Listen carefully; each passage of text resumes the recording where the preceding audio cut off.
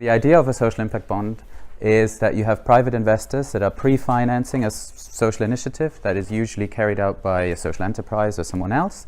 And then based on some success criteria, the public funder or a public funder, it might be the municipality, or in this case, in the first one, a federal state, will then reimburse the investors.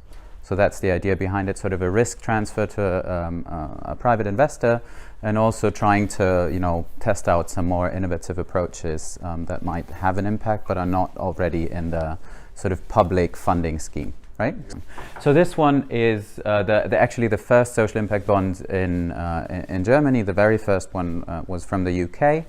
And it targets youth that are unable to find an employment, either because they, have social challenges, or whether because they've been bad in school, or because of other problems they had. The coalition of actors that is providing the service itself is a couple of more social enterprise, like a Pyros is an organization that's working on school truancy, where pupils are being absent from school. They're trying to bring them back in, and also Jobling is an established social enterprise in Germany, and they were trying to combine their forces with some municipal actors in order to integrate those people into the labor market. They had a goal of 20 reintegrations into the labor market.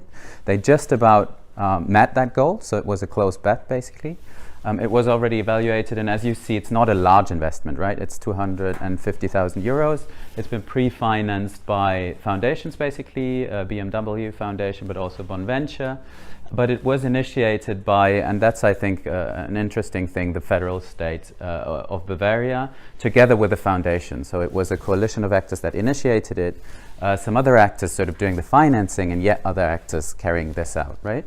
And apparently it's been this combination of different experiences and competencies that made it successful. But I think the really interesting bit is this constellation of actors and also the financing mechanism behind it.